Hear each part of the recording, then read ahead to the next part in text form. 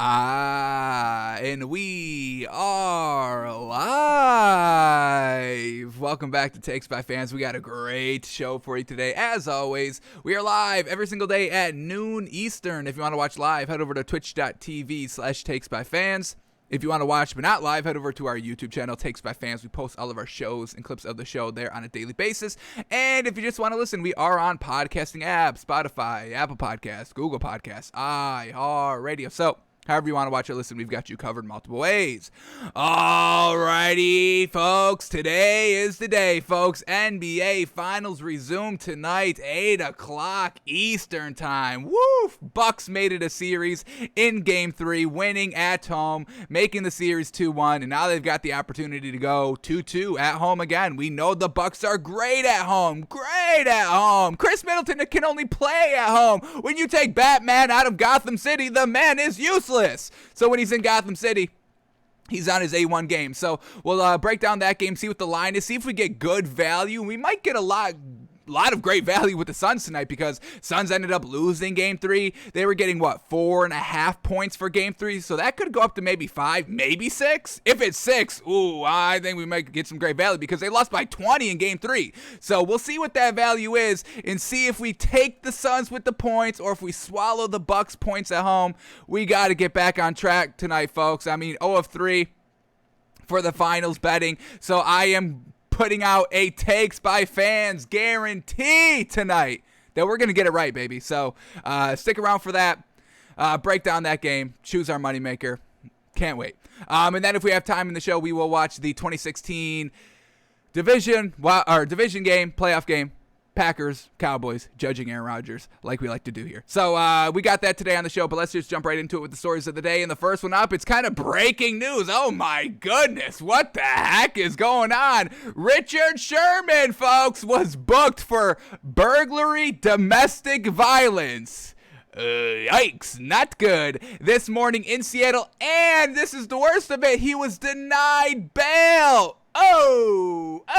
He's staying in the slammer. He's staying in the clink for a couple of days while they investigate this. They are investigating for a felony offense as well. So, Richard Sherman, what the hell are you doing? You want to get on the team. You're a free agent. You're not playing this season if nobody signs you. And now you're doing burglary, domestic violence? Oh my, you did two bad things in one. I didn't even know this was kind of a thing. You broke in to a family member's house, stole from them, and beat them up? Damn, you didn't have to do all that.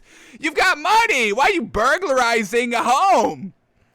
Maybe he was trying to get what was his. We don't know the entire information, but being arrested's never good. Being charged with felony, burglary, domestic violence is never good. Whenever you hear the words domestic violence, it's like, damn, yeah, he probably did it, you know? So this is not a great look for Richard Sherman. And we've been kind of, following his story this entire offseason.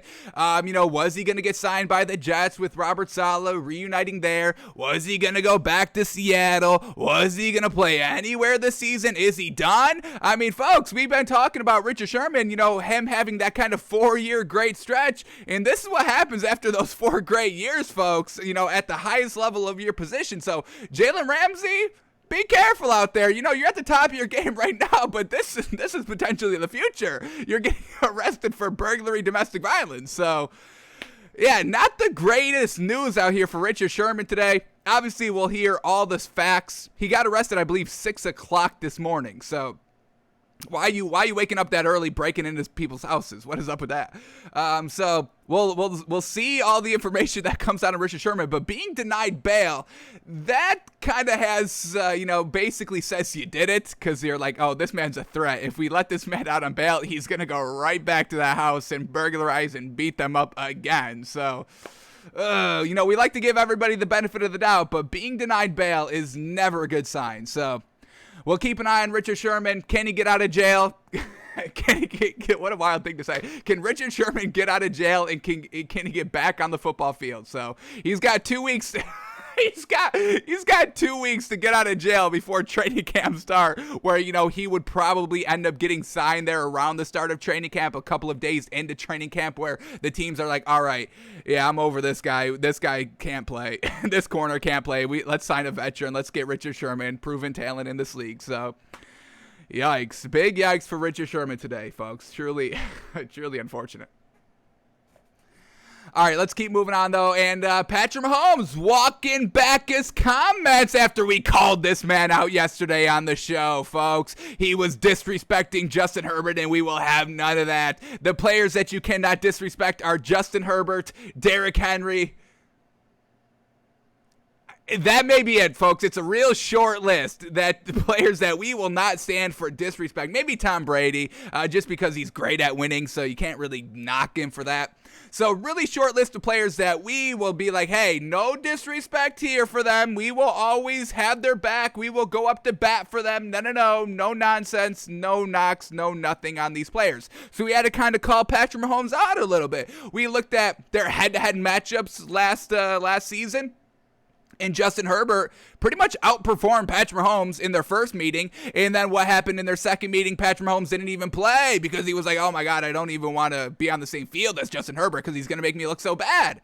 So Patrick Mahomes yesterday, when we called him out, he was saying, a fan was like, hey, Patrick, watch out for Justin Herbert next season. And Patrick Mahomes was like, I'll see it when I believe it. A little knock. And then Patrick Mahomes today says Patrick Mahomes says Justin Herbert comment was, quote, taken out of context. I have a lot of respect for him as a guy and a player. Well, yeah, you just kind of knocked him, and now walking back those comments after takes by fans was coming at you. So let's see what Patrick Mahomes is saying here. Let's see if he clarifies these comments. What did he really mean? Or if we're just getting, hey, they were just taken out of context. I have a lot of respect. The classic, tail between your legs, walking back your comments. Even the greats have to do it, folks. Patrick Mahomes has to walk back his comments, and he's been to 2 Super Bowls. All right, but here we go. All right, during a phone interview Tuesday with Jory Epstein of USA Today Sports, Mahomes clarified his comments, noting that it wasn't meant to rib the Chargers quarterback, but was just harmless smack talk with some fans. Alrighty, I can get behind that. Quote, yeah, I think it was taken out of context. I was talking some trash to all those Raiders and Broncos and Chargers fans out there. I have a ton of respect for him as a player. Alrighty, I've got no problem, talking back with the fans. That's all good. But with Justin Herbert, of how great he is, I think you just got to be like, if someone's like, yo, you got to watch out for Justin Herbert, he's got to be like, yeah, oh, trust me, I know, trust me, I know, I'm getting ready for it. Anybody else, I mean, when you're talking about, Derek Carr or Teddy Bridgewater or anything like that, then yeah, you could be like, yeah, I'll see it when I believe it. Because we like Teddy Bridgewater and we like Derek Carr, but they're not winning games, and we got to win games out here. And Justin Herbert won, what did we say, his last 5 games of the season? That's what we're talking about. So Patrick Mahomes says the comments were taken out of context, and he was just having some fun with the fans. And then let's see what he says. One more quote here, praising how great Justin Herbert is now. This is what we want to hear from Patrick Mahomes. All right. Herbert enjoyed one of the best seasons ever as a rookie quarterback. In 15 starts, the Chargers. Oh, we get to read the stats again. Hey, we'll do these. I think we're gonna start opening up the show every day by just reading Justin Herbert's stats last season. I mean, they're that great, folks. So, hey, we'll read them again here. In 15 starts, the Chargers quarterback tossed 31 touchdowns, 10 interceptions, and set the rookie passing record, folks. Yes, sir, 4,336 yards. Woo! Damn, that's so gosh darn good, folks. All right, Herbert's ability to stand in versus pressure and still drop dimes was otherworldly, folks. NFL.com's words, not ours, and we respect those words. Otherworldly, folks. Get on the Herbert train, the Herb train, folks. They were otherworldly after he was forced into duty week 2 against Mahomes' Chiefs, and that's when we just kind of saw the comparison. We saw the head-to-head, and the only thing that hurt Justin Herbert was that he threw an interception. Mahomes didn't. Herbert did. 1 interceptions, but Herbert had more yards and better completion percentage, and I believe the same amount of touchdowns. It was just that 1 interception that really just hurt Justin Herbert. So, unfortunate there. And then I just want to quickly bring up, how many times has Aaron Rodgers thrown more than 4,300 yards? Let's bring that up. I mean, this is what we're comparing him to, folks. I mean, I truly think we are going to be talking about Justin Herbert like we talk about Aaron Rodgers. A great arm, one of the greatest quarterbacks to ever do it. He just has to win. And that's really going to decide, do we talk about him more like Aaron Rodgers, or do we talk about him more like Tom Brady in the next 10 to 15 years when, he's kind of, past his prime, exiting the league, and we can kind of evaluate his entire career and see where he is ranking in the greatest quarterback of all time discussion. So let's see how many times Aaron Rodgers threw more than 4,336 yards what Justin Herbert did his rookie year. So here we go. We're just going to start reading all of Aaron Rodgers' career stats. And he didn't, he sat the bench for 3 straight years. So his first season, 4,038 yards. So Justin Herbert's year 1, getting thrown in week 2, not even planning to play, was better than Aaron Rodgers' first year, 3 years on the bench, learning behind Brett Favre? Folks. All right, here we go. Year 2, 4,400 yards, so that's 1 season. Year 3, 3,900 yards. Year 4, 4,600 yards, so that's 2 times. Year 5, 4,200 yards, 95. Year 6, he only played 9 games, a little injured this year, but only 2,500 yards. Then year 7, 4,381, so about 50 more yards, but that's still more. Then we get year 8, 3,800 yards. 3,800 yards in 16 games. What? That's so low, man. That's so low. Year 9, is that what we're on? 4,400 yards, so that's another time. Year 10, 1,600 yards. Year 11, 4,400 yards, so that's another time. Year 12, 4,000 yards. Nope. And then just last season, 4,200 yards. So Aaron Rodgers only threw more yards than Justin Herbert did 5 times. 5. Anybody have an issue with that? I have a little bit of an issue with that, folks. Just a little bit of an issue if you're calling him the greatest of all time. So that's where Justin Herbert ranks, folks. I can't tell y'all how big I am on this man, folks. I can't wait to watch this man next season. Cannot wait. All right, last quote here by Patrick Mahomes. Here we go. Quote, for him to come out in year 1 and play at that level is a special thing. Mahomes, you ain't got to tell us, baby. We've been telling you. We've been telling you, don't disrespect the man. Now you're groveling to him. That's where we've got Patrick Mahomes right where we want him, folks. Quote, not a lot of guys can do that. Yeah, exactly. None. Basically, none can do that. He set the rookie record for passing yards. Nobody did it besides him. You ain't got to tell us, Patty. Come on. We know this. All right. Quote, not a lot of guys can do it. And I know I'll have a lot of tough games against him. Yes, you will. We've already seen that. You sat out. You kind of ran and hid week 17, not wanting to play against him. Knew you were going to get kind of upshown a little bit. And I know I have a lot of tough games against him in the future. So it was kind of a joking matter, and I think it blew up on Twitter like most things do. And that's exactly it. You can't talk on Twitter. It's unfortunate, but that's how it goes. You talk on Twitter, everybody's going to talk about it. Everyone's going to speculate, especially in the NFL offseason, where, we just have to talk about stories and what people are saying because there's no action, there's no film to break down, there's nothing that we can kind of see and then relate back to stats-wise and breaking it all down and comparing you to what you just did last week and what your kind of competition did last week and all that. So, of course, we're going to take with it and run with it. Yeah. And then he says, I have a ton of respect for him as a guy and a player. So, Patrick Mahomes kind of got forced into walking back his comments because the Twitter army was at him the other day. And it's all in good fun. We know this. I mean, we don't harp on players. We don't really knock any players. It's all in good fun.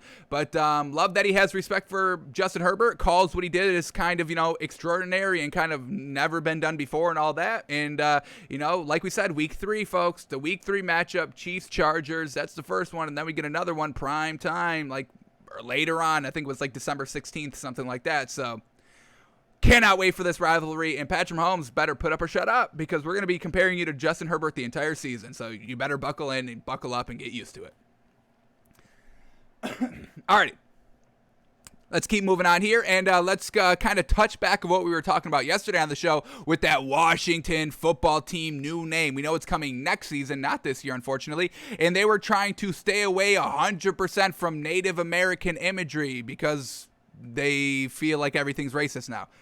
So I dug up our video of when we talked about this last year. We were kind of going through what good names could be out there. We were kind of reading everybody's suggestions and all like that. So got the video up, and we can just kind of look at some names that were kind of decently on the table and see, if they are still viable today. Now that we know the kind of the criteria the Washington football team is going to use, cannot do anything with Native American imagery. So let's see what we get here. Going back to, we did this on July 3rd, 2020.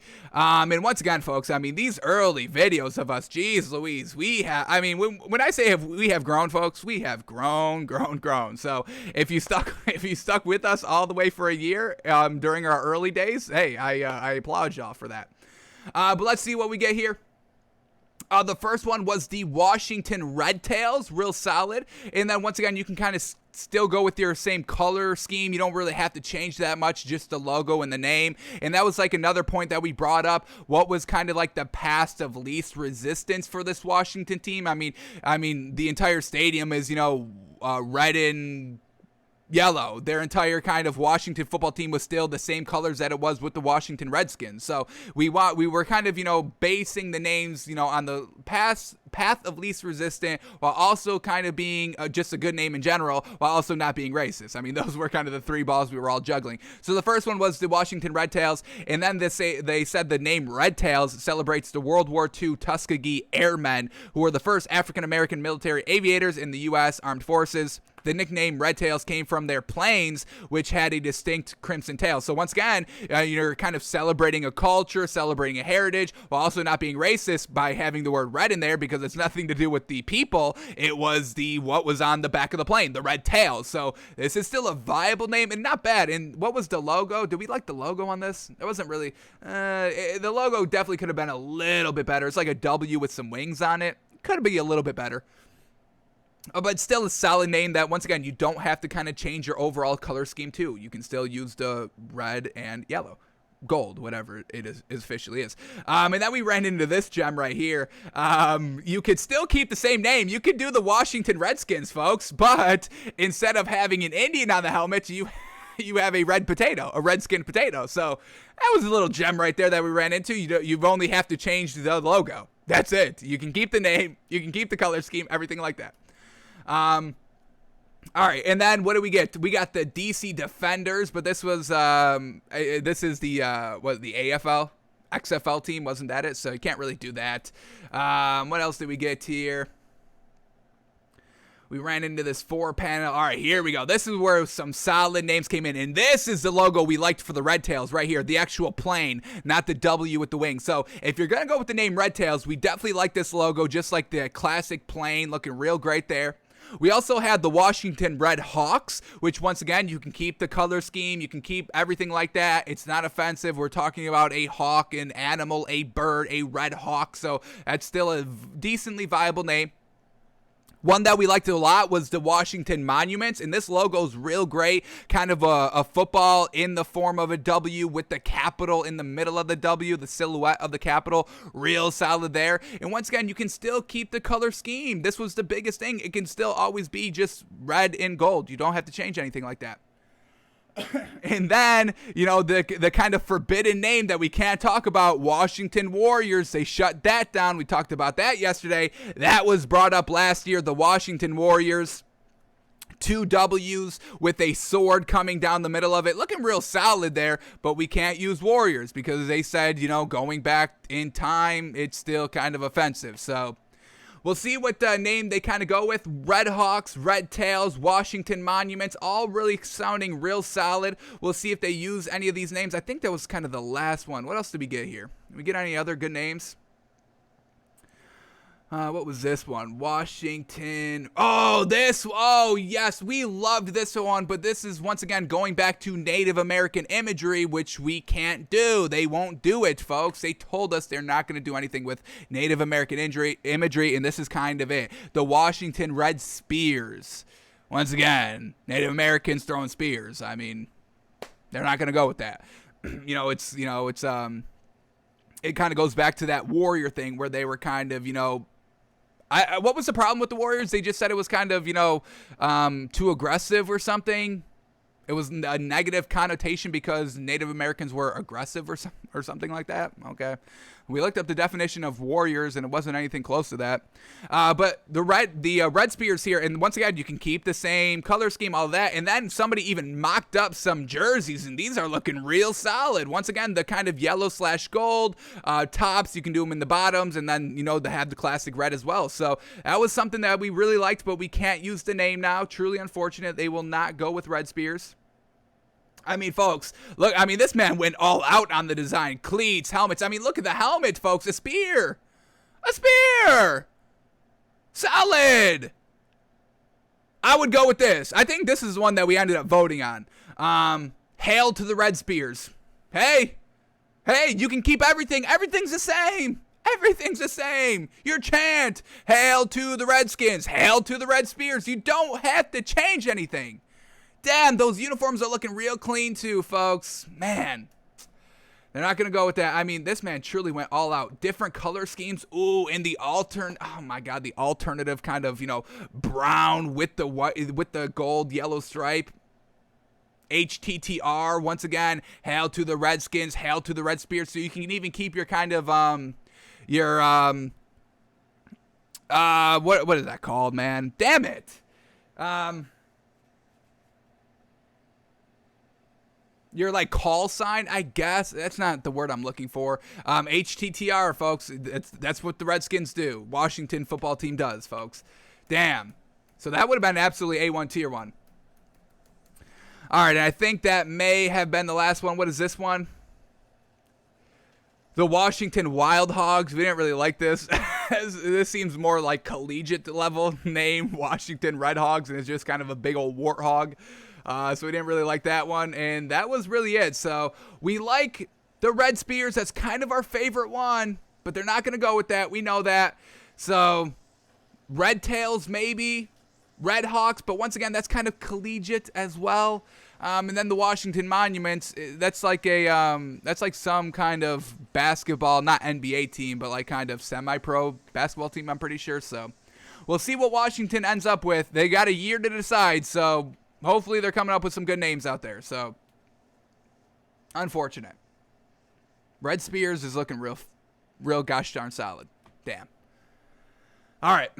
Let's keep moving on here. Next story up, talking about Russell Wilson and the Seahawks. And once again, maybe we can buy this Seahawks team a little bit better now because Russell Wilson says new Seahawks offensive coordinator Shane Waldron has been, quote, super collaborative. And that's exactly what we want to hear from, folks. We talk about this all the time. We want to hear input from everybody. Head coach getting input from all the other coaches and even the players. The players kind of getting into, real good contact with their offensive coordinators, telling them what they like to do, telling them what they are good at, what they're not good at, so the offensive coordinator can tailor the game to the player and not just an overall scheme that you fit players into. That doesn't work, folks. You have to see what your players do. So this is absolutely fantastic that they're being super collaborative. Absolutely love it. Let's go into this article right here and see what we're getting from Russell Wilson and what he's truly saying out here. Because I do want to talk about what they did last year offensively, because we just saw them kind of fall off decently offensively. Now, they were still winning games, but the numbers don't lie, folks. We're going to break it down in a second. The start of the season and the end of the season, the first 8 games, the last 8 games were truly just different and how they were truly winning those games. So let's see how collaborative they're being, and maybe we can buy this Seahawks team even more than we already kind of are right now. We kind of rank them maybe second in the division. We've got Rams number 1, Seahawks number 2, Cardinals a close second, and then the 49ers just obviously have to be last just because they're figuring out their quarterback situation. All right. Let's see what we get. During an interview with The Ringer's Kevin Clark, Wilson boasted. Oh, man. See, look at NFL.com. Not using the word gushed anymore. We're going with boasted. Love it. Wilson boasted about how collaborative new Seahawks offensive coordinator Shane Waldron has been this offseason. Quote, I think for our offense, I'm just excited for our guys to continue to grow and make plays. It's been fun having Shane Waldron there. He's been an amazing mind, super collaborative. We've had a lot of fun and done a lot of great things and thrown a bunch of touchdowns over the last 9 years, whatever it's been. It's been amazing, the journey, and it's time to throw some more and win some more games. That's what we're excited about. We think we've got a chance to win it all, and we're going to go for it. While the comments about the new offensive coordinator seem buried in the quarterback's traditional outpouring of optimism, given the context of Wilson's angst with the organization earlier this offseason, which by all accounts is water under the bridge at this point. Yes, once again, I'm glad everybody's starting to recognize that. We've been hearing from Pete Carroll. We've heard from Russell Wilson. They both said, hey, that was kind of just nothing, and we're way past it. It was like a one-day thing. We're past it. Let's move on. So glad everyone's kind of acknowledging that. What else do we get here?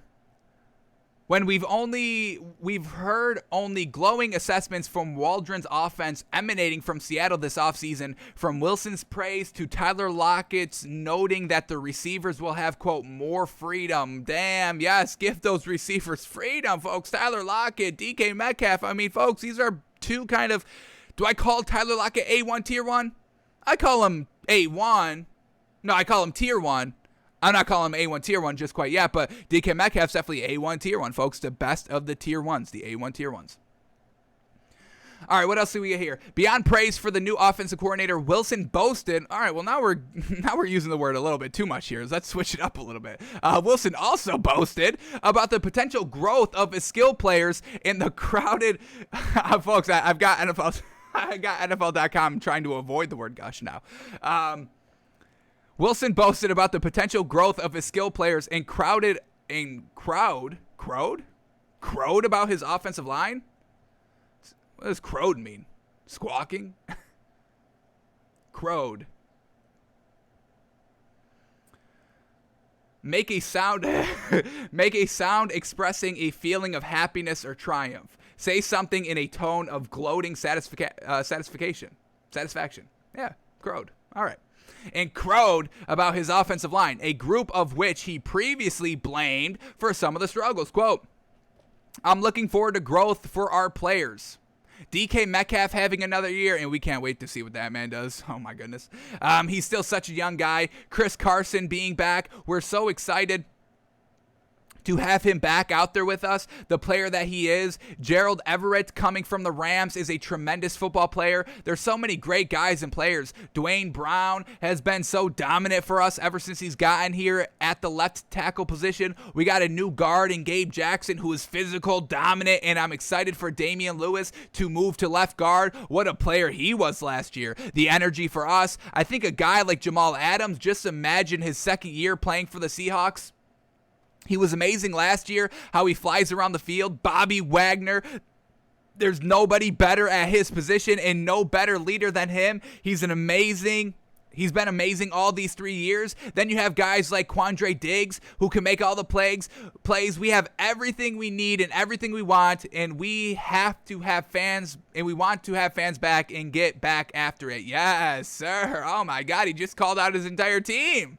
Okay, I'm buying everybody now. I'm totally buying the Seahawks team. And, like we say, Russell Wilson does kind of, gloat and gush and boast about every player. But that's just the kind of leader he is. That's why we love Russell Wilson. That's why we highly regard Russell Wilson. Do you see Aaron Rodgers doing this? Do you see Aaron Rodgers boasting and gushing about all the players on his team? No, we don't. So there is differences in how players play the game and how they are leaders on the field and off the field, and that's why we're big on Russell Wilson, baby. It doesn't matter, if you did one thing wrong or if you had a whole bad one season or if he kind of, just gets annoyed with you in one season. Hey, you're not blocking great for us. The next words out of his mouth are going to be like, hey, let's get better. Let's work on that. Let's both get it better. Not just you, but me. I can also get better as well. So that's why we are big on Russell Wilson, and we can definitely start buying the Seahawks team even more than what we already have been. Coming into this article, we maybe had this Seahawks team at maybe like probably a solid 75 out of 100. I would bump that up to 80, 85, definitely. Just everybody that he says defensively, especially with Jamal Adams, because he was kind of, I don't think he started kind of week one. I think he kind of got, a late start. Let's bring that up really quickly. And then I believe he kind of got, injured, partway through the season and missed a couple of games. How many games he played last year? He only played 12 games, folks. So he started week 1, 2, and 3 for the Seahawks, but then missed 4 straight games, and that just is going to definitely affect your overall development. Now you have, the back end of last season, this entire training camp, and then you're going to be fresh to rock here for the Seahawks team. So watch for Jamal Adams in this Seahawks defense to be even better than it was last season.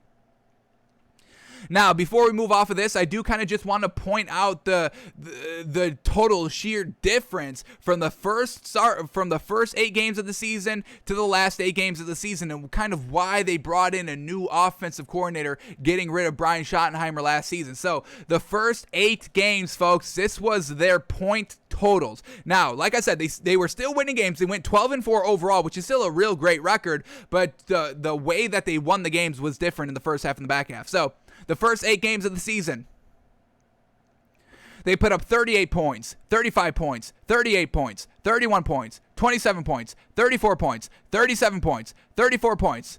I mean, folks, fantastic. If you're putting up more than 25 points in an NFL game consistently, you've got a real great chance of winning all those games. If you're putting up 30 plus points, you're basically 100% win percentage at that point, honestly. No defense is giving up 38 points consistently and winning as consistently as the Seahawks team is. So they were great scoring the ball.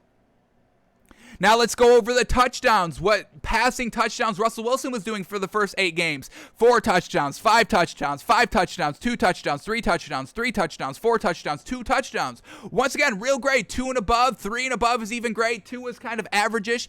Any more than 2 is absolutely solid. 5, forget about it. That's total wins right there. So, I mean, they were just getting it done on the offensive side of the ball. Now let's talk about the last 8 games, folks. We'll start with point totals, and then we'll go to touchdowns. They do kind of correlate because, the more touchdowns you throw, the more points you get. But, we'll still say it. Who cares? Here we go. Last 8 games of the season, we got 16 points, 28 points, 23 points, 12 points, 40 points, great game, 20 points, 20 points, 26 points. So real just kind of subpar overall on what they were doing in the first half of the season. It's a total drop-off, and we saw that. And then just the passing touchdowns by Russell Wilson, they also went down. We had 0 touchdowns. I mean, 0, folks. What? No passing touchdowns by Russell Wilson? What are we doing? So 0 touchdowns, 2 touchdowns, 1 touchdown, 1 touchdown, 4 touchdowns. That was the 40-point game. Then 1 touchdown, 1 touchdown, 2 touchdowns. So Russell Wilson not being as good as he was. The points overall offensively going down. They were still winning games. They still won their last 5 games, but that was because their defense was locking it up. Jamal Adams was kind of now healthier, getting his kind of footing back after missing kind of 4 games early on. And, he was getting it done and the defensive end, and so was everybody else on the defensive end, locking everything up. But then they get into the postseason and they only put up 20 points against the Rams. They give up 30. So once again, just the offense not being reliable on a kind of a scoring powerhouse like they were in the first half of the season. So this is going to be kind of a huge narrative we are going to be kind of following for this NFL season. Can Shane Waldron get it done, folks? Let's see, where was this man at? Shane Waldron. Let's look up this man's coaching history really quickly. Where did he come from? What did he do? First time in the pros? He's been in the pros? Let's see. Pro Football Reference. We got anything from there? No? No? Okay. Pro Football History. All right, here we go. So he's been with the Rams the last kind of 4 years since 2017. He was a tight ends coach, pass game coordinator. Ooh, when he was the pass game coordinator for the Rams in 2018, they went 13-3. Folks, that was a Super Bowl year. Unfortunately, didn't get it done in the Super Bowl, but hey, passing game coordinator, now the offensive coordinator. We love it. Then he was the pass game coordinator for the Rams in 2019, quarterbacks coach as well, and pass game coordinator in 2020 as well. So, hey, he's been getting it done. 2019, they went 9-7. 2020, they went 10-6. You can only do so much with Jared Goff, folks, and now Russell Wilson is a total upgrade over there. Before the Rams, he was with the Redskins for a year, offensive quality control coach.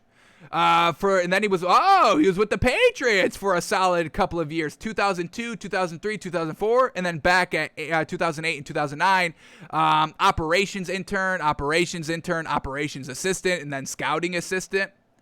And then tight ends coach. So he's kind of been all over, all over the offense side of the ball, and that's exactly what we're looking for, great success. And especially, he's been a tight ends coach.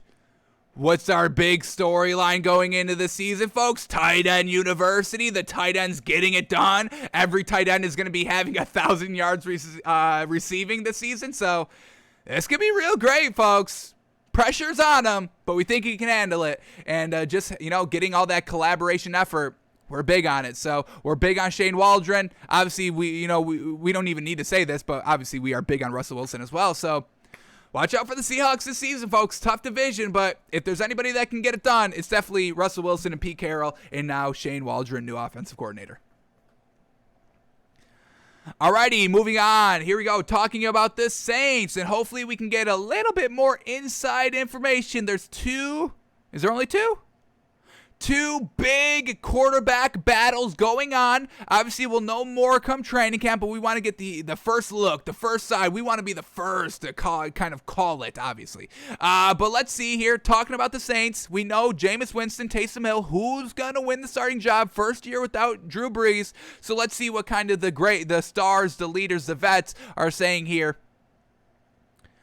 on the Saints and what they're looking like at the quarterback competition. Hopefully we get some good insight on this. But here we go. Cam Jordan, defensive end for the Saints, says it hurts not having Drew Brees around, but Saints will be okay. Quote, there's so much veteran core leadership on our team, and that is truly it. They do have, Michael Thomas, Alvin Kamara, Cameron Jordan, so they do have some nice pieces, but we also know the quarterback is the most important position in the NFL. You're not winning without a good quarterback. We know this, folks. I mean, there's countless examples of this.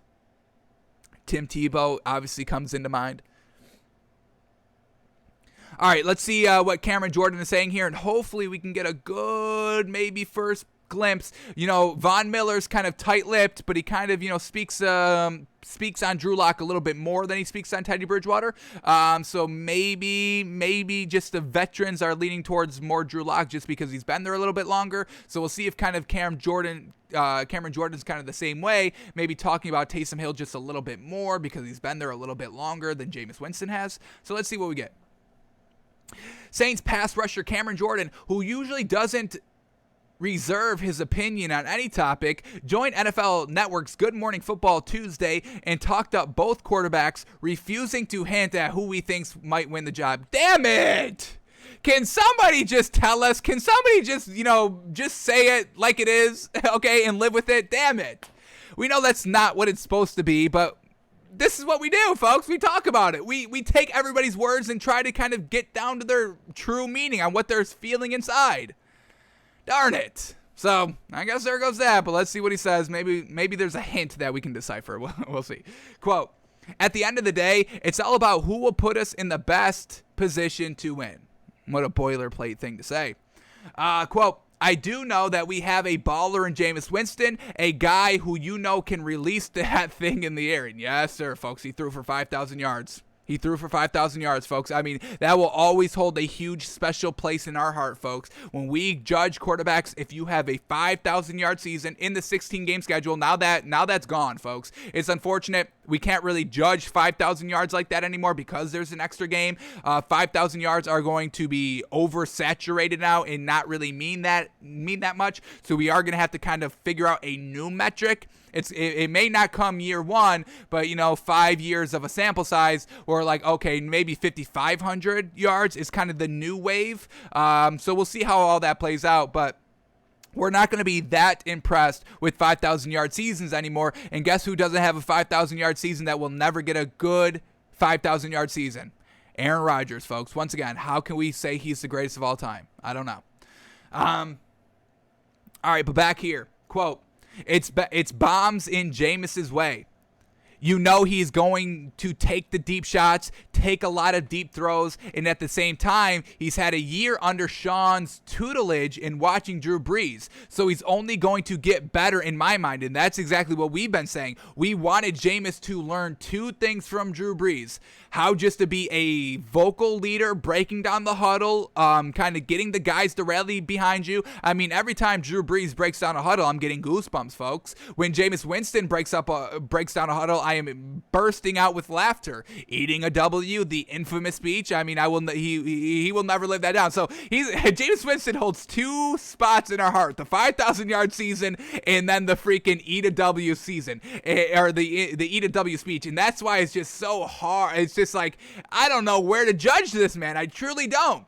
So we hope he learned something under Drew Brees, and then obviously, so the leadership, and then just how to play the game, how to be smart with the football. Drew Brees doesn't really turn over the ball like that. He's thrown for 5,000 yards while not throwing for 30 interceptions. So that's what we wanted him to learn under Drew Brees. Under Sean Payton, yeah, I mean, he's the head coach. I mean, he can coach you up a little bit, but we really just wanted him to learn under Drew Brees. So we'll see how much he took away year 1. It was only 1 year, truly unfortunate. Kind of wish Drew Brees stuck around 1 more year just so he had another chance at a ring, and then to kind of, I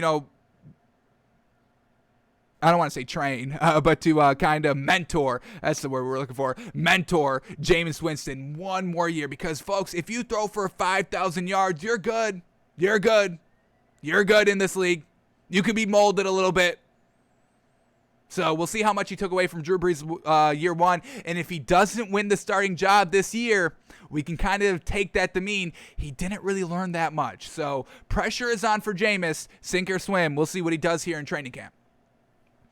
All right, back to the quote here by Cameron Jordan. Quote, and at the same time, he's had a year under Sean's tutelage and watching Drew Brees, so he's only going to get better in my mind. Then you talk about Taysom, and after last year we went 3-1 with him, so we can win at a high clip with him. It's going to be fun and interesting to see who ends up being the lead quarterback. If that is such a discussion, it's beyond the pay grade, and I like to say not many things are beyond my pay grade. So Cam Jordan not really giving any insight, hyping up both of these kind of quarterbacks because he knows one of them will be the leader and one will be the backup. So obviously you're going to be praising up both of them.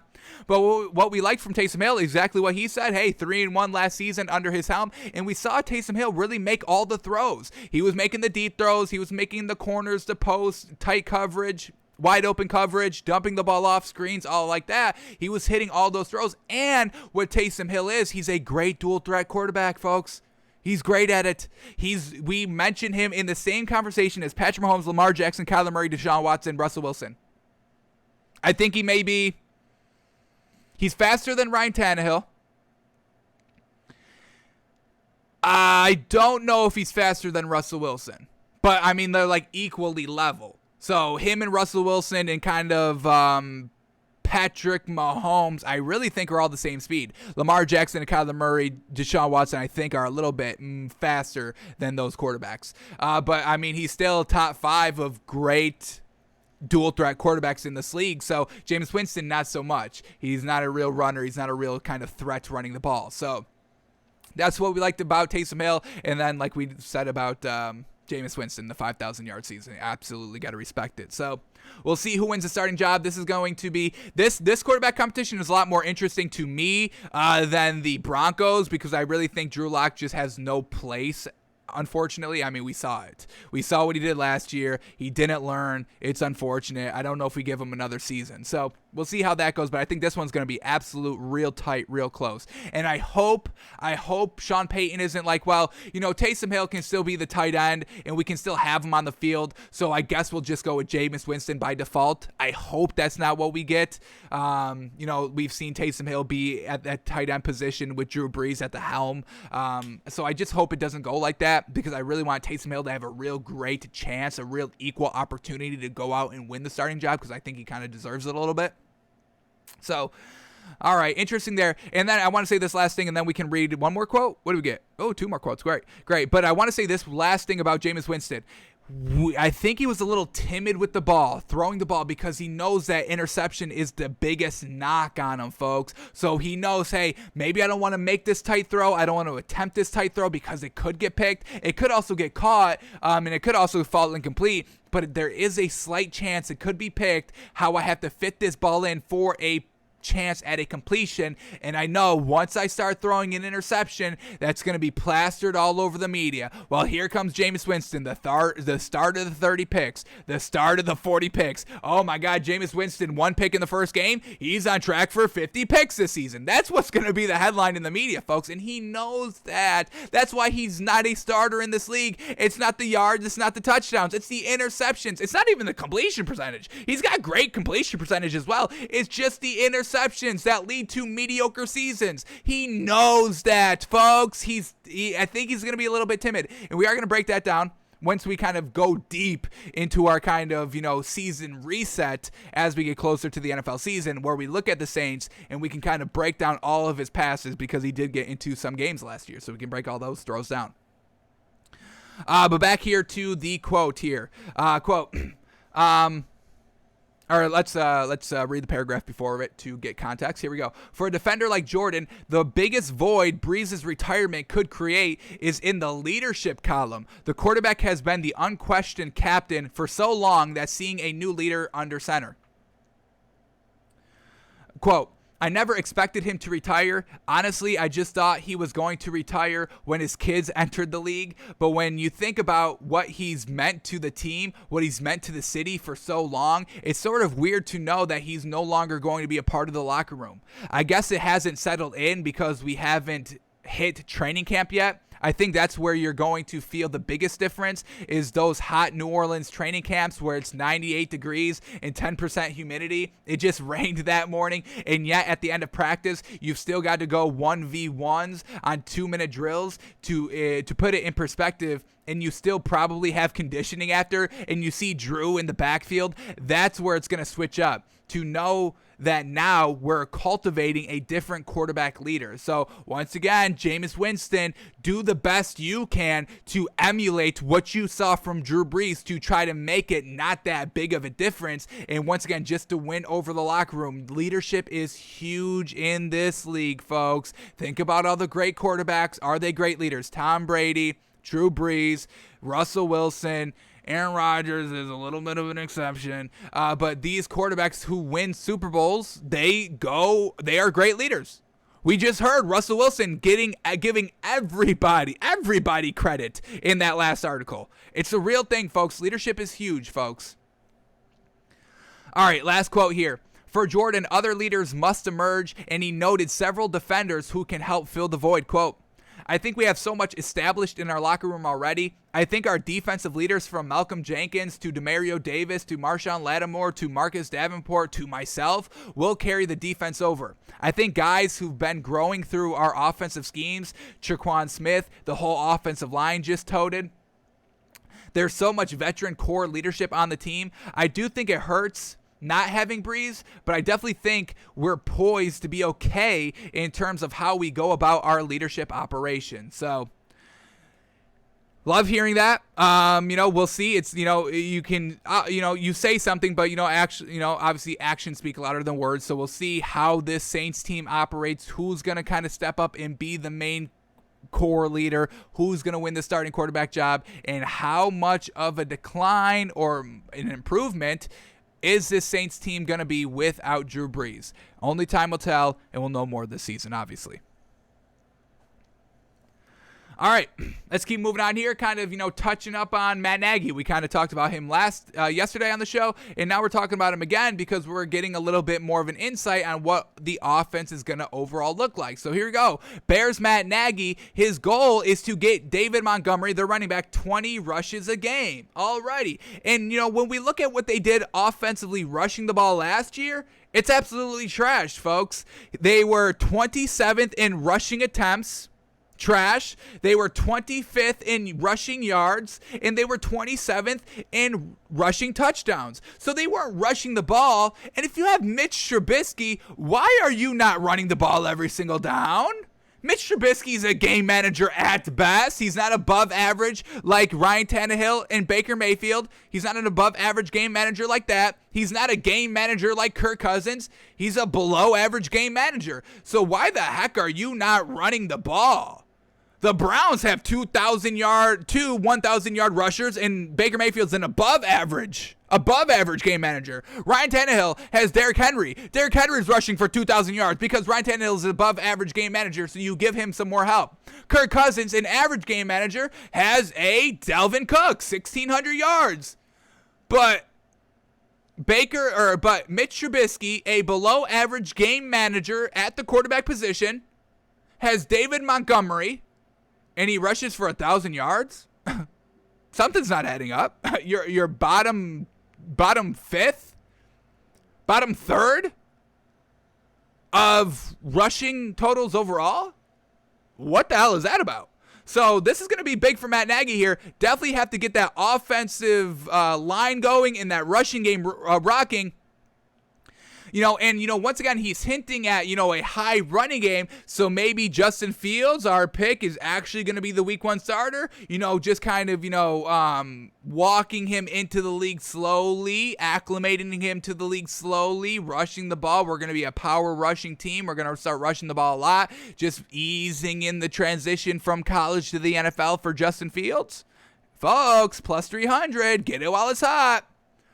All right, but let's see what Matt Nagy's saying here, and let's see how he plans to have this rushing attack. So, the Bears rode Montgomery down the stretch last season as Nagy's club backed into the postseason. In the final 3 games of the regular season, the starting running back saw 32, 23, and 22 carries respectively. Those are target figures the coach hopes to see the running back hit more regularly in 2021. And we know Matt Nagy is now the play caller, folks, this season. So, it's all on him to get it done. Quote, depending on what the game is, what's happened in the last couple of years, and why some of David's carries, which aren't low, haven't been quite as high, is a lot of guys get it into 4-minute mode in the fourth quarter. That's where they can get those extra 4 or 5 carries, which can bump them into the top 5, with 20 rushes a game. That's our goal. In 15 regular season games played last season, Montgomery averaged 16.5 carries per game. That's hardly forgotten. Only 3 backs saw more total totes than the Bears' leading rusher last season. Derrick Henry averaged 23 carries a game, Dalvin Cook 22, and Josh Jacobs 18. All right, interesting. So he is right up there, but he's not getting that overall great production. Like we said, only 1,000 yards last season, which is good, but we can also use more than 1,000. Quote, we want to have the lead so that we can give him the ball so that he has touches, because from just seeing him run the football, that guy in 4-minute mode, it takes more than one guy to bring him down. He's one of my favorite players on the team. I love his work ethic. He cares so much. I guarantee you, every single day he's out here working. He wants to have a great year. He's motivated. All right, just got to kind of get him good rushing help. Let's see if the offensive line could be a little bit better, because if he's top 4 and just kind of, carries per game, but they were 27th overall in rushing attempts, what's the deal with that? All right, last quote here. The overall inefficiency of the offense has been the biggest bugaboo for Nagy the past 2 seasons, with most of that due to erratic quarterback play. Absolutely. If he gets more efficiency and more electric output from the signal caller, whether Justin Fields or Andy Dalton, it will be Justin Fields, folks. It will be Justin Fields. It should open up the ground game. Again, Nagy insisted he doesn't hate running the ball. Quote, not at all. I understand what city I'm in and where we're at with Chicago in the defense and running the ball. You have to be able to run the football in the league to be successful and set up the pass, and that's our goal, is to get better in every area. So rushing is going to be kind of a huge focal point. Ease in Justin Fields' transition. Let David Montgomery do his thing. And let's start winning some games, because, like we said, Matt Nagy is on a real hot seat this season. Must start winning games. Must go at least, if we have to set a number on it, he has to go at least 11-6. 11-6 and be in the playoffs. That's kind of the lowest bar we can accept from Matt Nagy this season. And has to be competitive in the playoff game, not getting blown out by the Saints. I think they lost 27-9 in the wild card game this season. So we really want to see you win the first game. But if you're competitive and you go 11-6, maybe we can buy you one more year. You go 11-6 and win playoffs game 1, all right, you're guaranteed next season. There's no more doubts. Let's see you kind of build on this Justin Fields. So I think that's where we put the kind of, benchmark for Matt Nagy this season, and we'll see if he rushes or throws to that benchmark. All right, let's talk about the Steelers now. All righty, here we go. Bill Cowher, the ex-Steelers coach, says Ben Roethlisberger is, quote, probably chomping at the bit to prove doubters wrong in 2021. We're a doubter, folks. There's a lot of doubters in this league, and I mean, rightfully so. We saw Big Ben's arm fall off last season. So we are doubting we are doubting Ben Roethlisberger a little bit, decently. We're not doubting the overall Steelers team, but we are doubting Ben Roethlisberger to keep it up. Now, we say, Najee Harris is going to be a big running force here and that they're just going to rely on Najee Harris a lot. So, Big Ben doesn't have to, exercise his arm throughout the entire season. He can kind of, save it for the back end of the season and in the playoffs. But we have the overall kind of, doubt that his overall arm strength will hold up for the whole season. So let's see what Bill Cowher is saying on Ben Roethlisberger. He has history with them. He knows Ben Roethlisberger more deeply than we do. So let's see if we get a nice inside look on what this man is saying and what Ben Roethlisberger is truly thinking. So what Cowher took away more than anything from Roethlisberger's career, which came with nearly instant adversity, was the quarterback's ever-present desire to win. Ooh, I love that. The drive to win, folks. I mean, when we're talking sports, some players are in it for the money, some players want to just win, and some players are like, yeah, win or lose, I don't care. I mean, there's kind of three separate categories that you can just put all athletes in. All right. So was the quarterback's ever-present desire to win. Cowher believes that will carry him to significant achievement in 2021. Quote, he is a great competitor. I'm sure he's just thriving right now with the fact everyone thinks he's done. The Steelers are done. Well, we don't think the Steelers are done. I think the Steelers are fine. Their defense is great. Their wide receivers are great. Their running back is chef's kiss, absolutely magnifico. It's just Big Ben. That's the only thing that we're doubting. The Steelers aren't done. You replace Big Ben next year with a solid quarterback, they're still going to be kind of the same. I don't know if Big Ben really kind of carries them more than maybe a rookie next year. Just the leadership aspect and the veteran aspect, that's really it. But overall, talent-wise, like we said, I mean, we just saw Drew Brees kind of fall off last year, unfortunately. That was with a lot of injuries as well, and Ben's had some injuries these last couple of years as well. So we, Father Time catches up with everybody, folks, besides Tom Brady, for some reason. Maybe he made a deal with the devil, and we'd respect it if he did. I'll make a deal with the devil. Where's the devil? Give me the devil. I will make the deal right now. I don't care. All right, but here we go. Back to the quote. I used to always say to people, I'd say the greatest thing in sports is to do something nobody thinks you can do. It's one of the greatest accomplishments. And I think right now, Ben is just thriving on that. He can't wait to get out there, probably chomping at the bit to prove it. I would be very surprised if he didn't have a great year this year. It's a tough division. He's a Hall of Fame player, first ballot, no question about it. First ballot, yeah, you can make the argument. I would probably agree. I'd probably agree it's first ballot. He's won 2 Super Bowls and been to 3, yet he continues to play the game with a great passion, a great competitor, and I think you'll see that later this year. So that's the only quotes by him, solid quotes here. Let's look up Big Ben stats because Bill Cowher says, there was one thing he said here. What did he say?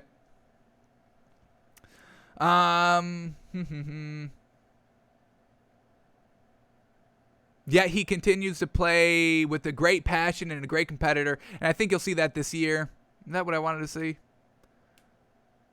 I would be very surprised. This is what I wanted to say. I would be very surprised if he didn't have a great year this year. So what's a great year for Big Ben? Let's get that up real quickly. Ben Roethlisberger, Big Ben. Let's see what he did last year, and let's just see what's kind of what do we need to see from him just to kind of put a number to it. So here we go. Last season, 65% completion percentage, 3,800 yards. Yards are low. Completion percentage is there. 33 touchdowns, 10 interceptions. So that, once again, everything's good besides the yards. 3,800 yards is way too low. If you're Big Ben, Aaron Rodgers, Tom Brady, Drew Brees, Even kind of Patrick Mahomes now, he's putting himself in this category. Russell Wilson as well. If you're not getting 4,000 yards a season, it's a flounder year. It's a bad year, folks. I mean, we're talking about 5,000 yards is the pinnacle. And if we're talking about first ballot Hall of Fame, I need to see as many kind of 45 plus 100 yards and 5,000 yard seasons as I can, folks. I don't want to see less than 4,500 if you're one of these elite quarterbacks. I don't want to see that. You know, Ryan Tannehill, he throws for 3,800. I mean, Ryan Tannehill throws for 4,000, baseline 4,000. So I don't want to see you where they're at when we're talking Hall of Fame, folks. Hall of Fame. The Hall of Fame right now is watered down. I don't care how you slice it. We've got garbage in there. We've got kind of, y'all claiming Phillip Rivers is a Hall of Famer, but he's never been to an AFC championship. Has he been to an AFC championship game, folks? And if he did, he got blown out in it. So I need winners. I don't need just longevity stats. Yes, longevity stats are great. Taking care of your body and playing at the highest level for, decades plus. I love that. But we also need the winning with it. And that's what Big Ben Roethlisberger has. He has the stats, he has the yards, and he also has the accolades of multiple Super Bowl appearances and multiple Super Bowl wins. That's what we want to see. We want the entire resume. I don't want you to pick and choose what you want in there. Oh, well, he was a great passer.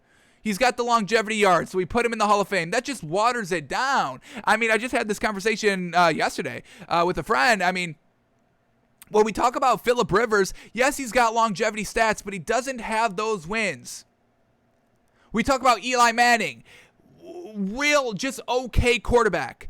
When we talk about Eli Manning, is he even top 5 in his own kind of era? Peyton Manning, Drew Brees, Eli Manning, Tom Brady, Ben Roethlisberger, Phillip Rivers, Aaron Rodgers, Drew Brees. If I left them off, I mean, this entire class will always be compared to each other just because they've been playing basically from early 2000s to 2020. So this is kind of that era. And Eli Manning, I don't even think he's top 5 in this era. I'm taking Drew Brees, I'm taking Aaron Rodgers, I'm taking Tom Brady, I'm taking Big Ben, and I'm taking Peyton Manning over him. So, he's 6 in his own era, and you want to put Eli Manning in the Hall of Fame. It's a real tough debate. I haven't totally decided whether I want Eli Manning in the Hall of Fame or not. That's a question that we can talk about, definitely. Not today. Don't have the time for that. But this is what we're saying, though. Just the overall Hall of Fame is watered down. So you have to have the yards, you have to have the stats, and you also have to have the Super Bowls. It's got to be all encapsulated, not just picking a 4-year stretch and saying, oh, well, that's good enough, throw him in there. A 5-year stretch, yeah, that's good enough in there. Oh, well, he has this record for touchdowns, well, we have to put him in there. It's got to be everything. So Ben Roethlisberger last year, we've got to see more than 3,800 yards, folks. That's way too low for Big Ben. He threw for 5,000 yards once.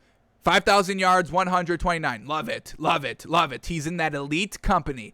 Elite company. Another reason why we can kind of give Ben Roethlisberger a first ballot Hall of Fame selection. We can definitely talk about that. 5,100 yards, absolutely fantastic. On 67% completion. The interceptions was a little high that year, 16. 34 touchdowns, 16 interceptions. Still 2-1, so still kind of fitting all of our criteria. But yeah, 3,800 yards has to be up to like 40. If we're talking about kind of a great season, it's got to be like 4,400 yards, and it's got to still be that same completion percentage and touchdown to interception ratio, which he's proven to do. He's proven to do it. 4,900 yards in 2014, 32 touchdowns, 9 picks. Love it. What else do we get here? He's actually got a lot of 3,000 yards, folks. Damn. Once again, I mean, look at all these 3,000 yards seasons, folks. I mean, he didn't even throw his first 4,000 yard season until 6 years in the league. 4,300. He's got 1, 2, 3, 4, 5, 6. He's only got 6 4,000 plus yard seasons, folks. Interesting. Justin Herbert's already got 1 his first year. That's what we're talking about, baby. That's what we're talking about. So, gotta see 4,000 yards by Big Ben. I really want to see 4,200 plus. I really, if you really want to see what I want to see, if you really want to know what I want to see 4,500. I want to see 4,500. So we'll see if the arm can kind of live up to that. He just threw 5,100 yards in 2018, folks. 2018, 5,100, and then he was injured in 2019, and then 2020 he threw for 3,800. So let's see how he is here, folks. Is he more 3,000 or is he more 4,500? We'll see. But for a successful, great season of Big Ben, we got to see 4,200 yards at minimum. And I'll give him the kind of veteran last year discount. I won't put him at the 4,500 benchmark. I'll give him the 42. Alrighty, let's move on to another team here, talking about the Washington football team here. Terry McLaurin says offseason additions will, quote, open up Washington's offense. Alrighty, they did make some additions. I mean, they don't have any elite players on this team, folks. There's no Terry McLaurin. Maybe I can put him in tier 1 category of wide receiver, but he's coming off a great rookie year, which is maybe why, but it's a small sample size. But maybe I could put Terry McLaurin in tier 1, but everybody else is just tier 2, folks. I mean, we look at their depth chart. Antonio Gibson, their running back. I mean, I'm not putting him in tier 1, folks. I mean, he's tier 2. Curtis Samuel, their other wide receiver, tier 2. Adam Humphries, tier 2. Has Curtis Samuel caught 1,000 yards receiving? What do you have last year? 851. He ever have 1,000? Let's see. All of his seasons in Carolina, never a 1,000-yard season. Unfortunate. So definitely not tier 1. Same thing with Adam Humphries. I believe he played for the Ravens and the Titans. What do we get here? Oh, Tampa Bay and the Titans. His highest yards was 816 in the season, so not tier 1 either. We can put Terry McLaurin. I believe he had 1,000 plus in his rookie year. Yeah, 1,100. So yeah, I mean, just once again, and even Logan Thomas at the tight end position. Yeah, so, okay. Well, okay. Maybe we could put Logan Thomas in an A1, or a tier 1, not A1, tier 1, but a tier 1 tight end position. He had 670 yards last season and 6 touchdowns, and he was 6'6", folks. Did he go to tight end university? Let's get that up. Because if he got there, I will put him in tier 1 tight ends. I don't care. Let's see. Logan Thomas, did he attend tight end university? Here we go. We got Noah Van, Zach Ertz, Mark Andrews, Mike Gesicki, Cole Kmet, Jonnu Smith, Eric Ebron, TJ Hawkinson, David Njoku, Robert Tonyan, Kyle Pitts. I love that Kyle Pitts was already there. Even rookie year, I love it. Ethan Wolf, O.J. Howard, Evan Ingram, Hunter Henry, Blake Bell, Kyle Rudolph. There he is, Logan Thomas. Yes, Logan Thomas is tier 1 now, folks. If you attend tight end university, if you're 6'6", and you have 600 yards receiving last season, I'll put you tier 1, folks. So, all right, they have two tier 1 pieces, folks. Terry McLaurin and Logan Thomas. So I don't know how much this offense is going to open up Terry McLaurin. I'm still doubling him and living and dying by everybody else. But let's see what he says here. All right, here we go. The hope is the additions, particularly the signing of Samuel, will pave the way for McLaurin to see one-on-one matchups in 2021. I don't think so. I'm doubling him, and I'm single covering Samuel, folks. That's really it. But let's see what he says here. Quote by Terry McLaurin. Quote, it's not going to necessarily allow those teams to play with the safety on the hash and those double coverages I was seeing a lot last year. So it's not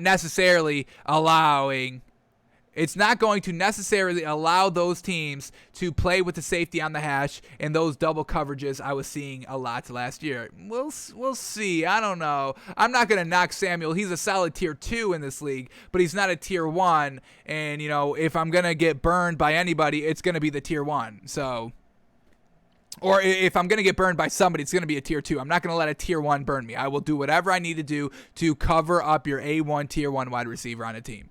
I'm taking away what you do best. That's what Bill Belichick's philosophy is. I will take away what you do best and live and die by your tier 2, your second option, your third option. I will live and die by that. And I have that same philosophy. You're not going to beat me by what you do great. That's just nonsense. All right, what else did we get here? Another small quote. We got a small quotes by McLaurin. Real tight-lipped here in Washington. Defenses could load up to stop McLaurin, not fretting any other Washington weapon could do damage. The belief is that the offseason additions will open up Scott Turner's entire offense. Quote by McLaurin, I just think it's going to open it up. For me personally, down the field, intermediate and short, but also it's going to allow other guys to make some plays. It is definitely going to allow some other guys to make plays just because they're going to be on single coverage, just because they are worried about McLaurin. But McLaurin to get open by himself, and also having Ryan Fitzpatrick as the quarterback. He does love to throw into some tight situations, so that is definitely a good quarterback to have. For this kind of Washington team that doesn't have elite pieces everywhere, that, it doesn't have, a Travis Kelce that you have to worry about, a Tyreek Hill that you can't really double anybody because, if you double Tyreek, Travis Kelce's open. If you double Tyreek, Travis Kelce, Tyreek's open. So you kind of really just have to play both of those wide receivers. So maybe Ryan Fitzpatrick can kind of throw open or throw into some tight windows that McLaurin can go and get. We know he's got some great hands and can catch in some tight spaces over the middle. So I do think Ryan Fitzpatrick is probably going to win the starting job here. This is another kind of quarterback duo, a quarterback competition going into training camp. Taylor Heineke, Ryan Fitzpatrick. So we'll see. We'll see. I'm not betting. I'm not going to be betting on this Washington offense. Let's just say that. And then the last quote here. The hope is a more open offense with Ryan Fitzpatrick at quarterback will allow Scary Terry additional targets and a chance to prove he's one of the elite wideouts in the NFL. We just said that, folks. We don't preview these articles. I told you that.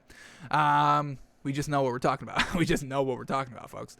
Quote, we got to come out here and make people respect that we have these weapons on the outside. And that comes with the work that we're putting in now. And that's exactly it. If they can come out week one and, Curtis Samuel's going off the chain and Logan Thomas is taking all that information that he learned from Tight End University and freaking is just catching great balls down the middle. He's 6'6", folks. Folks. No tight end is taller than 6'6". Darren Waller is 6'6". Do what Darren Waller does. Kyle Pitts is 6'6". Do what Kyle Pitts does. He's got the ability to do that. So if this offensive scheme with Ryan Fitzpatrick liking to be aggressive with the football, liking to push the ball down the field, that's going to, just be like, now come week 2. All right, now we have to single coverage McLaurin because everybody else is getting open, Curtis Samuel, Logan Thomas, and then that just allows Terry McLaurin to get open. So they are going to have to do exactly what he just said here. Just kind of set the tempo from week 1, from the jump, and have all these kind of other wide receivers and pass catching weapons, set the tone early. So now we're all a threat here and we can open up our offense as the season progresses. So we'll see what Washington can do here. We always believe in this Washington team as long as they have Ron Rivera, and we will believe in this Washington team. But got to see what they can do first and see what they can do. But I am kind of big on Logan Thomas now. I'm kind of excited to see this man play now. Big old great pass catching tight end. Let's get it. All right, let's keep going here. Here we go. Talking about the Eagles. Eagles wide receiver Devontae Smith reuniting with Jalen Hurts. Quote, feels like old times, like back in college. And we absolutely love that, folks. That's kind of why we really wanted Devontae Smith back with Tua. Yeah, we like Jalen Waddle. Yes, he was with Tua, but I just think overall a wide receiver, I really was loving what we were seeing from Devontae Smith in Alabama. Jalen Waddle, a more of a elusive kind of wide receiver, where Devontae Smith is just kind of your classic, one-on-one wide receiver, maybe a little DeAndre Hopkins-esque. Where Jalen Waddle, a little bit more of a, Jarvis Landry, let me take these slants and just kind of, use my speed to outrun everybody over the middle and, use my kind of, great footwork, cutting in and out, my great jukes to kind of get around defenders. So this is going to be a big thing. We're seeing a lot of kind of, quarterbacks paired up with their wide receiver, or their just kind of, college counterparts real early in their career. I don't think we've ever seen it in this league like this. Like I said, like we said, Jalen Hurts and Devontae Smith in Alabama. We have, Joe Burrow and Trevor Lawrence and Travis Etienne, the running back quarterback duo now in Jacksonville. We've got, Tua and Jalen Waddle, Joe Burrow with Jamar Chase. So, these are 4 huge quarterback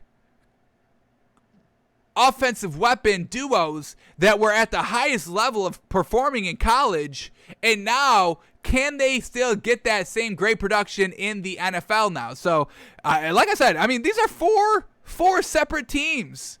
I don't think we've ever had it like this, folks. So this is going to be a huge narrative to watch as well. How are the collegiate combos working in the NFL? Can they still get it done? Were they a product of college, of poor defenses, or are they truly just special talent offensively and can get it done at that high level of defense that is in the NFL? So this is going to be huge to watch, folks. And this is going to be one of our narratives that we kind of track throughout the season. It's going to be great. But let's get into this article right here, and let's see how they're feeling like they're back in college in old times. So here we go. Philadelphia Eagles rookie receiver Devontae Smith reunited with his former Alabama quarterback Jalen Hurts this offseason. According to the rookie, the duo picked up where they left off years ago in college. Fantastic. Quote, "It's great to have that connection come back. It just feels like old times, like back in college." All right, that's great. Like we just read from the headline, so that was nothing great. We got another quote here. Smith's transition to the NFL has been a smooth operation by all accounts, despite pre-draft consternation about his size. What does consternation mean? I'm assuming it's just kind of, worries. Let's get the official definition.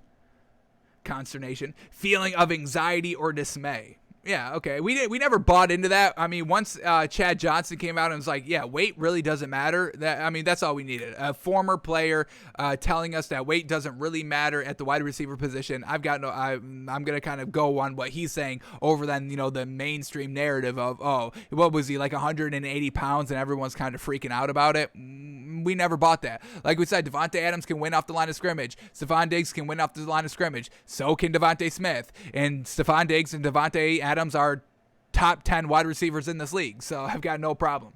You don't need to be freaking... It helps if you're DK Metcalf that's just an absolute beast of a specimen of a man. He's got like a 20-pack. He's absolutely mammoth. We just saw him working out yesterday. Absolutely impressive as all heck. So yes, there's two different types of wide receivers, and they both can work in the league. We've got no problem with it. All right, so the Eagles right tackle Lane Johnson hyped the rookie wideout during an appearance on Good Morning Football on Monday. Quote, "We call him the Slim Reaper. I think that's his nickname." And hey, folks, you know who else had the nickname of Slim Reaper? Kevin Durant. Little low Kevin Durant of the NBA. He had that nickname. I don't think they still call him the Slim Reaper, but back in the OKC days, that was his nickname, the Slim Reaper. And now he's, one of the best scorers in the game. So... you don't need to be that big and physical, folks. You can still be finesse and get it done. So that's why we buy Devontae Smith 100%. Like we said, we think he's going to be the best wide receiver this season of the rookie class.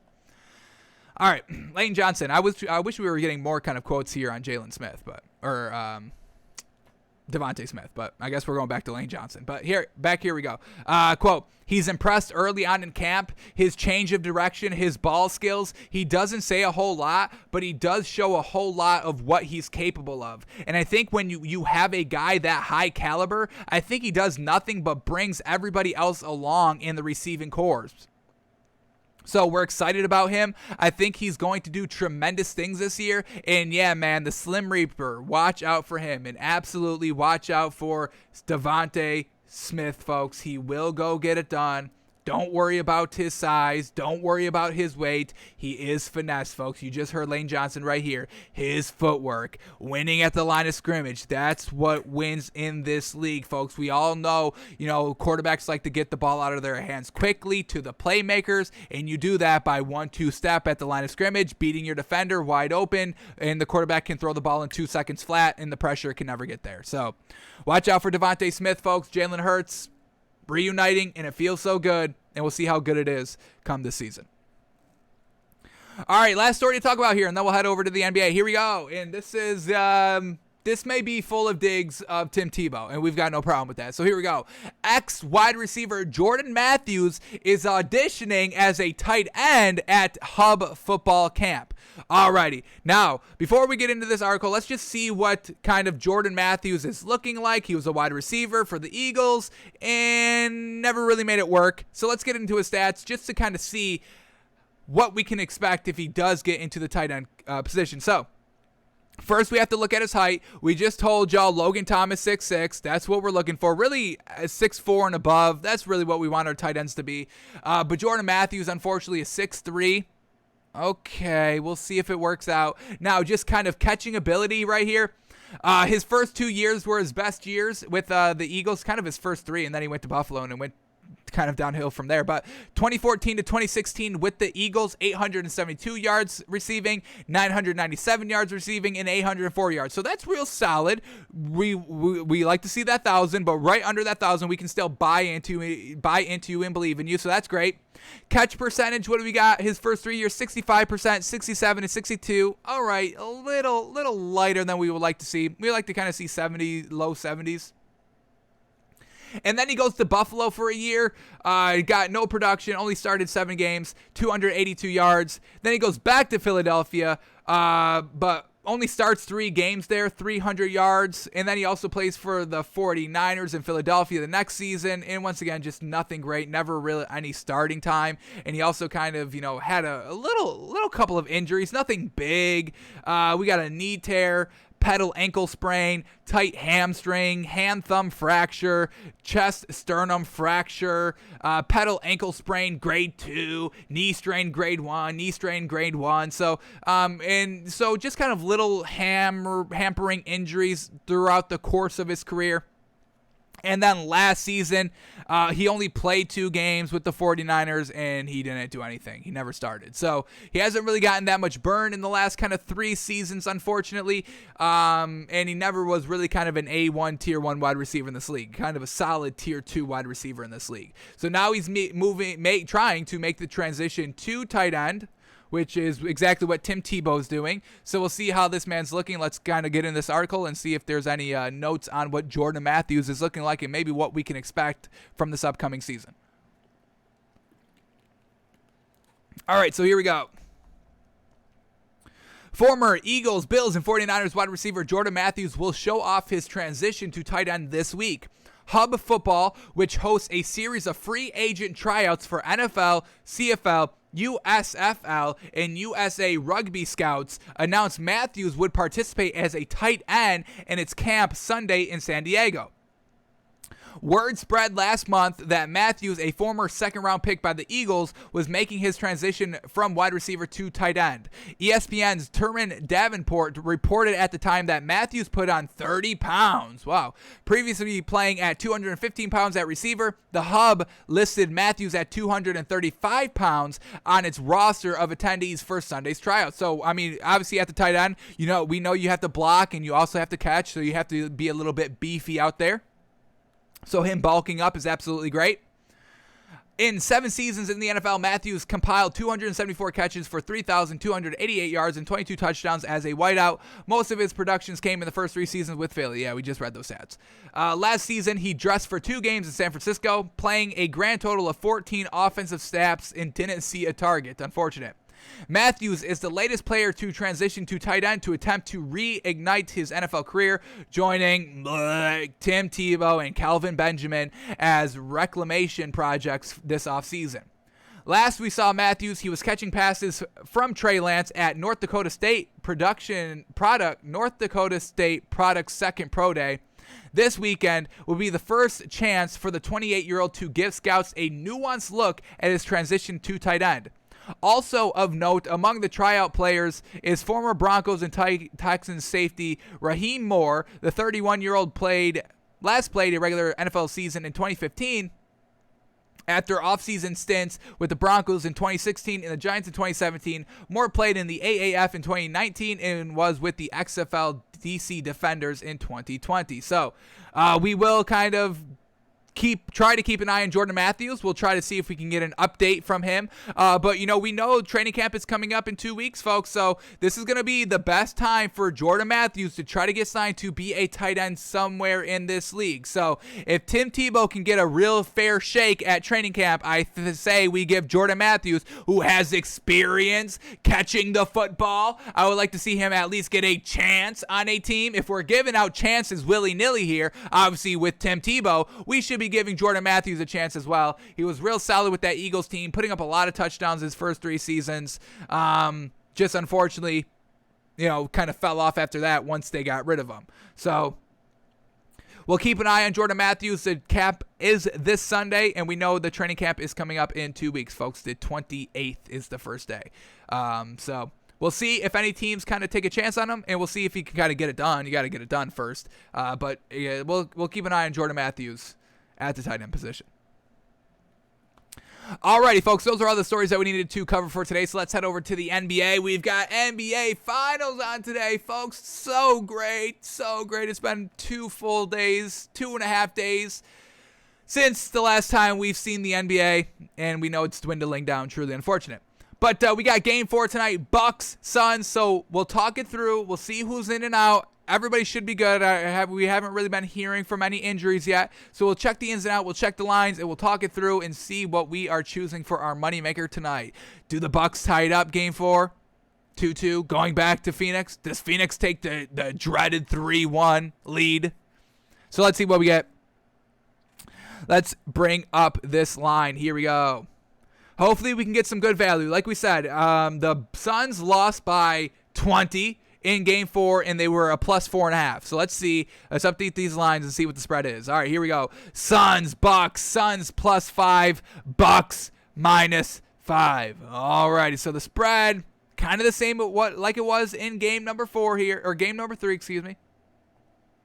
Let's check the ins and outs here. Everybody should be good. Everybody's going to go for the Suns, and everybody's going to go for the Bucks. So we're just going to get a classic matchup here that we've been seeing these last 3 games. So what has been working for this Bucks team, folks, is just being at home. That is it. That is the only reason why this Bucks team is good. Giannis is good on the road. At home, we know he's going to get his 40+. Nobody can stop him on the Suns team. DeAndre Ayton, he's just not strong enough, unfortunately. And Jay Crowder is once again just not strong enough, just not tall enough to guard the Greek freak in Giannis. So Giannis is going to get his 40, folks. We know this. We know this. Now, the Bucks are only good at home because Chris Middleton steps up and Drew Holiday steps up. Drew Holiday had a great game. Chris Middleton, not the best game 3, but he put up 18 points on solid shooting percentage. I think he shot like 40, was it 48? 42. Drew Holiday shot 57% for the 21 points, and that was really huge. So we're either going to get a Drew Holiday big step up or a Chris Middleton big step up. The point is a big step up by one of those other core role players is going to step up because they are at home. Now, what did the Suns flounder in on the road? Well, Chris Paul and Devin Booker just couldn't score, folks. They just did not have that kind of 25+ scoring output there, and that's what the Suns team needs because they don't have a Giannis that is guaranteed 40 points every single night. Devin Booker has kind of been floundering in these playoffs a little bit. He's the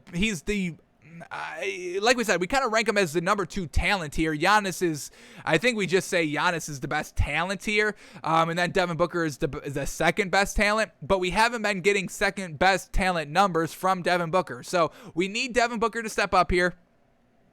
Chris Paul is going to do his thing offensively or assisting offensively. And then DeAndre Ayton is still going to get solid production.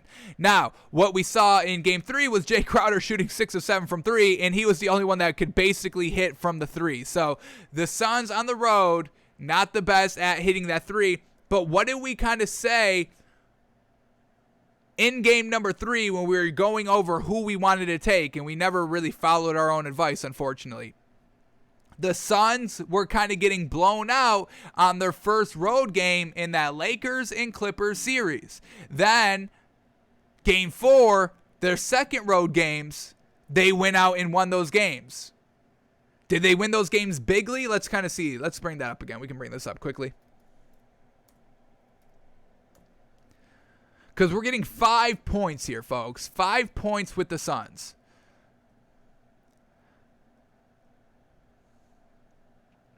All right, so Game 4 on the road against the Lakers, they win by 8, 100-92.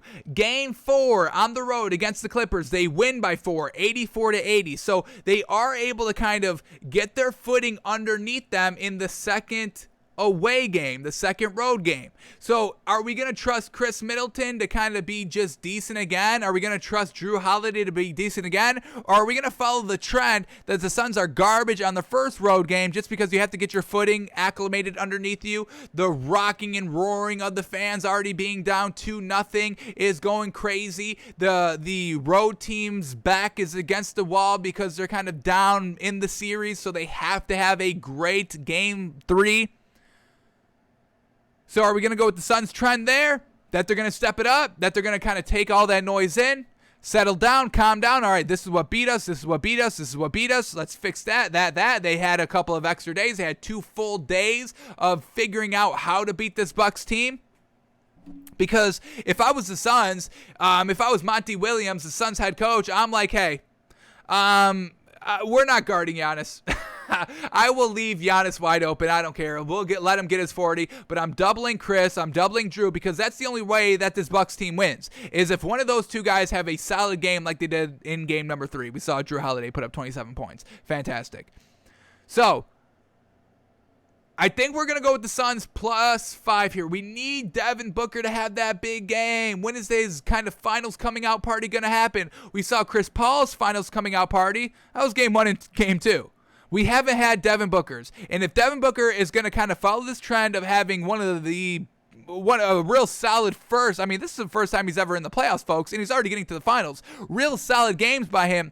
But, I mean, we're starting to talk about Devin Booker like an A1 Tier 1 superstar in this league, folks. He draws comparison to Kobe Bryant all the time.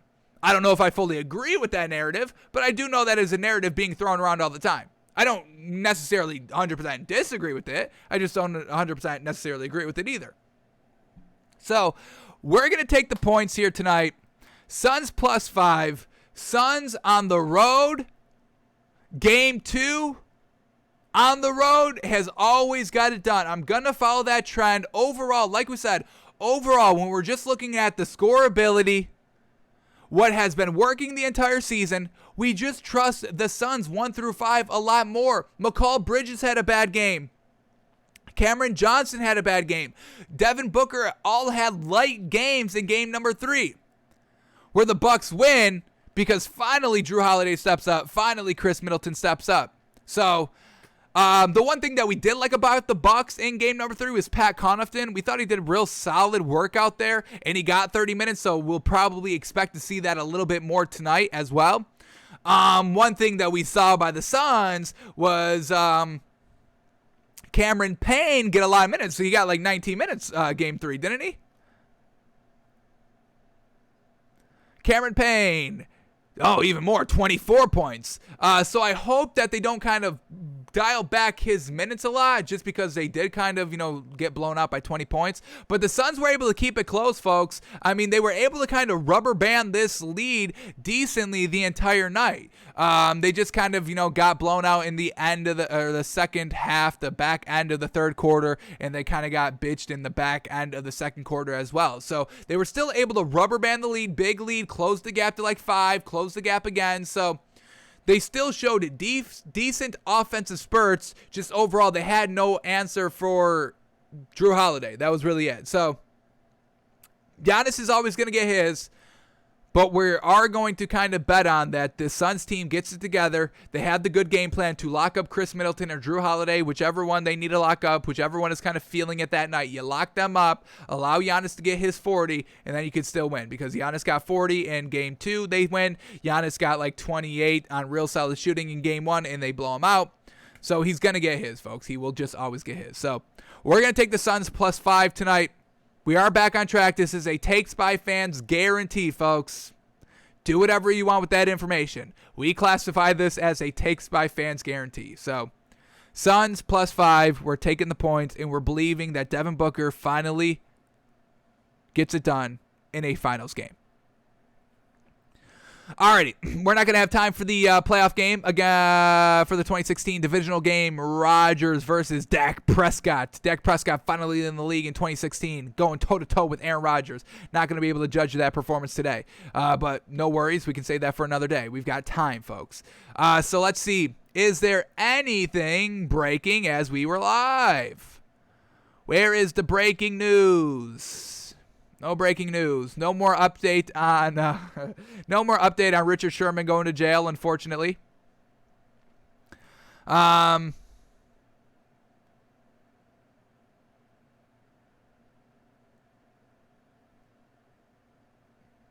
Alrighty.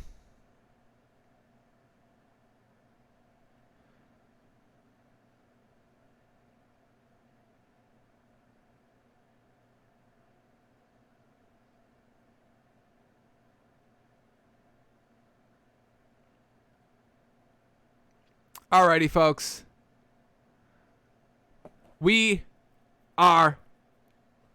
We're out of here.